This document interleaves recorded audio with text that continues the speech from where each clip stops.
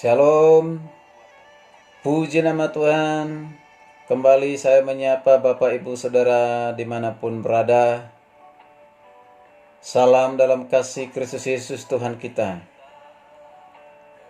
Saya Pendeta Adul Bastian Putar-Putar. Sangat senang bertemu kembali dalam acara program Renungan Pengajaran Kataros Ministry. Dalam kesempatan ini, kembali kita akan belajar firman Tuhan, mendengarkan firman Tuhan yang tentunya pasti memberkati setiap kita sekalian. Firman Tuhan dalam kesempatan ini diambil dari Injil Matius 12 ayat 31 sampai 32. Injil Matius 12 ayat 31 sampai 32. Saya akan membacanya. Firman Tuhan berkata demikian, sebab itu aku berkata kepadamu, segala dosa dan hujat manusia akan diampuni, tetapi hujat terhadap Roh Kudus tidak akan diampuni. Apabila seorang mengucapkan sesuatu menentang anak manusia, ia akan diampuni. Tetapi jika ia menentang Roh Kudus, ia tidak akan diampuni.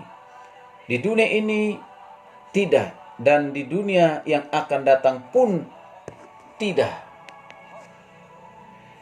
Nah, Bapak Ibu dan kasih Tuhan,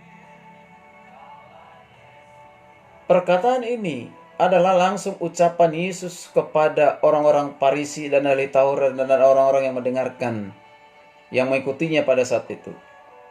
Terutama perkataan ini ditujukan kepada orang-orang Farisi ahli Taurat. Nanti bisa dibaca konteks dekatnya, mulai dari ayat yang pertama sampai ayatnya yang ke-30.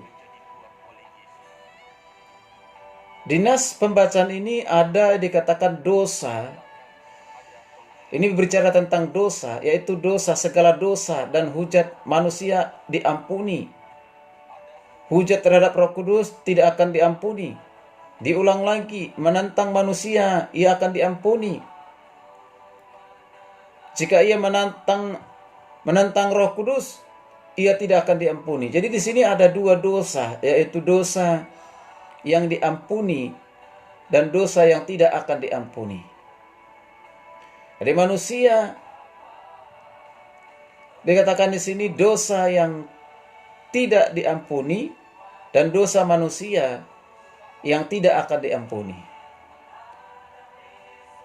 Dalam kesempatan ini kita belajar kebenaran firman Tuhan ini supaya kita mengerti, karena banyak salah menafsirkan, salah memahami ayat ini. Sebenarnya apa yang dimaksud dengan dosa yang tidak dapat diampuni dan dosa yang dapat diampuni dan dosa yang tidak dapat diampuni? Ini harus kita pahami dengan baik. Kita harus mengerti. Nah, seiring dengan ayat ini, kalau kita perhatikan, dikatakan dosa menghujat Roh Kudus atau melawan Roh Kudus. Di dalam kitab suci banyak dinyatakan tentang dosa-dosa melawan Roh Kudus. Misalnya, membohongi Roh Kudus. Teguran Petrus kepada Ananias dan Sapira di Kisah Rasul 5 ayat 3 dan 4 yang diakhiri dengan peristiwa yang sangat tragis. Suami istri ini akhirnya mati. Kemudian Rasul Paulus mengatakan orang percaya di Tesalonika memadamkan Roh Kudus. Mereka ditegur memadamkan Roh Kudus. 1 Tesalonika 5:19. Rasul Paulus juga menegur, mengingatkan jemaat di Efesus 4:30 bahwa mereka jangan mendukakan Roh Kudus.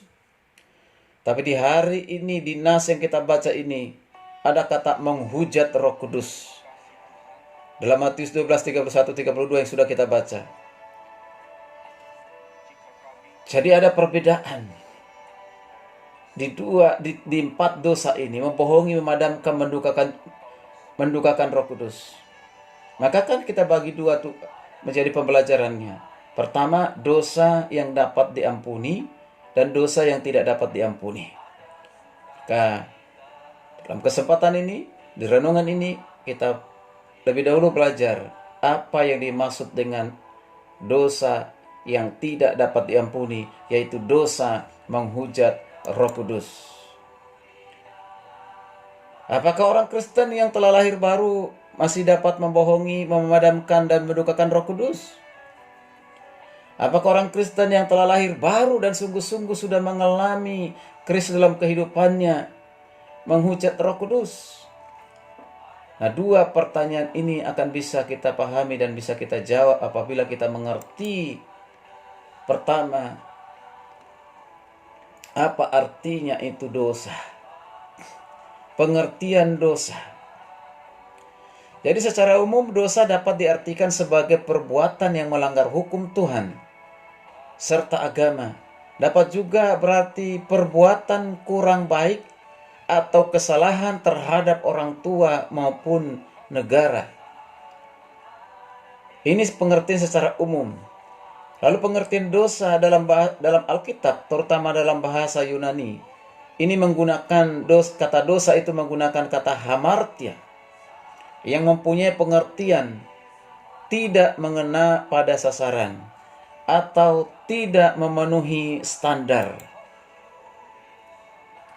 Jadi kata hamartia dalam perjanjian baru itu adalah suatu pelanggaran atau tindakan serta sikap yang tidak mencapai sasaran yang benar, baik dahulu, sekarang, dan pada masa yang akan datang, tetap dinyatakan oleh Tuhan sebagai dosa di hadapannya. Itulah kata hamartia. Nah, jika kita kembali kepada pembacaan firman Tuhan, Injil Matius 12:31, ini berbicara tentang dosa.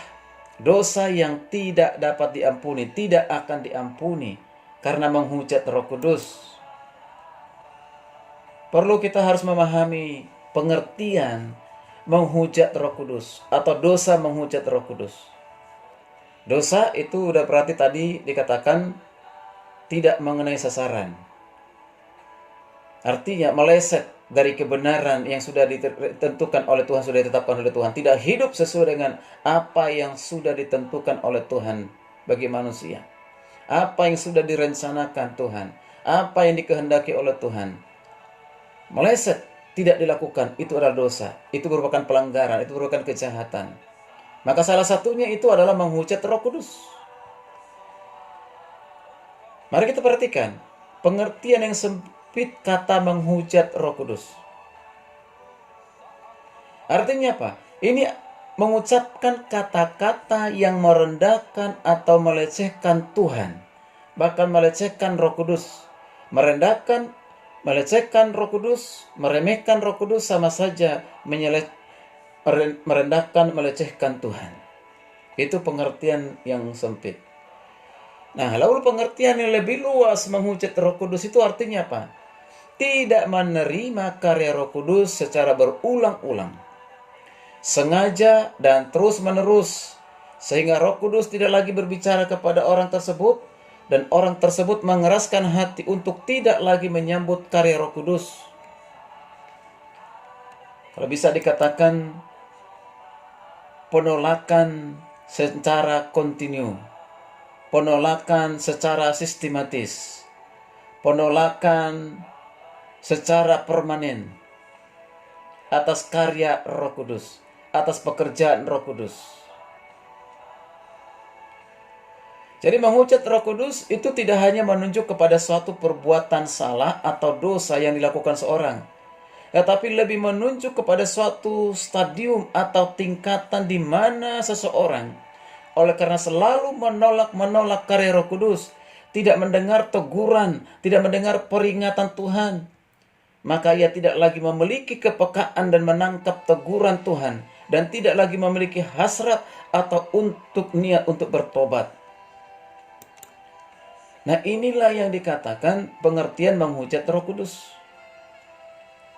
Nah, sekarang mari kita perhatikan latar belakang ucapan Yesus yang mengatakan dosa menghujat Roh Kudus adalah dosa yang tidak akan diampuni. Yaitu perlu memahami konteks tentang dosa penghujatan yang dilakukan terhadap Roh Kudus. Mari perhatikan. Dalam Matius 5 sampai pasal 7, di sini Yesus telah menyatakan diri kepada bangsa Israel. Di sana ada orang Farisi, ahli Taurat. Menyatakan diri melalui ajaran-ajarannya. Bahkan Yesus juga menyatakan diri melalui mujizat-mujizatnya yang dilakukannya. Dalam Matius 8 sampai 10. Saat itu ada tanda-tanda kemesiasan, bahkan tanda-tanda kerajaan Allah yang telah ditunjukkan oleh Yesus di tengah-tengah bangsa Israel. Pengajarannya, mujizatnya, mereka saksikan, mereka lihat. Bahkan banyak orang yang takjub. Tapi masih ada di antara pemimpin bangsa Israel ini yang bertanya-tanya, siapakah Kristus itu? Nanti saya buka dalam Lukas 5 ayat 14 dan juga ayat yang ke-17. Siapakah Kristus itu? Apakah dia Mesias? Apa yang mereka katakan tentang mujizat-mujizatnya? Mujizat-mujizat yang dilakukan oleh Yesus. Bagaimana tanggapan mereka? Maka di pasal 12 ini, Injil Matius menjadi puncak orang Farisi ahli Taurat. Sebagai puncak dosa mereka, yaitu dengan jalan melawan Roh Kudus. Di ayat 22, dikatakan seorang anak yang dirasuk setan disembuhkan oleh Tuhan. Dengan kuasa Tuhan. Di ayat 23, orang banyak yang melihat menyaksikan itu takjub. Dan mereka berkata, ia ini anak Daud. Namun pemimpin agama, orang-orang Farisi ahli Taurat itu menjawab dengan berkata, beda. Mereka justru mengatakan, dengan Beelzebul, penghulu setan, ia mengusir setan. Nah, sebelumnya Yesus sudah memperkenalkan dirinya di tengah-tengah bangsa Israel dan mengatakan bahwa orang yang ke atasnya adalah menaruh rohnya kepadanya. Matius 12 ayat 18. Mereka sudah tahu bahwa roh yang ada di dalam Kristus itu adalah roh Allah, Roh Kudus. Dan atas roh itulah, dengan roh itulah, Yesus melakukan mujizat demi mujizat. Tetapi orang Farisi menuduh dengan mengatakan bahwa Yesus melakukan pekerjaan itu dengan kuasa setan. Tentu dalam konteks ini Yesus menegaskan bahwa menghujat Roh Kudus tidak akan pernah diampuni. Mengapa? Karena ucapan, perkataan, penolakan orang-orang Farisi ahli Taurat atas pengajarannya, mujizat-mujizatnya yang dilakukan dengan suatu tuduhan. Yesus melakukan itu semua karena bantuan kuasa setan. Inilah dosa melawan Kristus. Inilah dosa melawan Roh Kudus. Seharusnya mereka mengakui dia Mesias, dia juru selamat. Tapi justru mereka mengatakan Yesus melakukan mujizat dengan kuasa setan. Ini mereka menyangkal pekerjaan Roh Kudus. Mereka tidak menyangkal mujizat yang dilakukan oleh Yesus, tetapi menyangkal sumber dari mujizat itu, yaitu dengan kuasa Tuhan, kuasa Roh Kudus.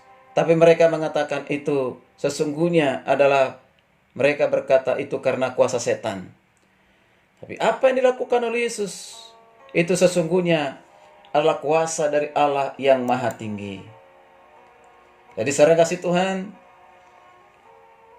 inilah yang dimaksud dengan dosa yang tidak akan diampuni, yaitu menghujat Roh Kudus. Ketika menolak karya pekerjaan Roh Kudus. Menolak karya dan pekerjaan Roh Kudus. Firman Tuhan ini akan dilanjutkan di renungan berikutnya, yaitu dosa yang tidak dapat diampuni.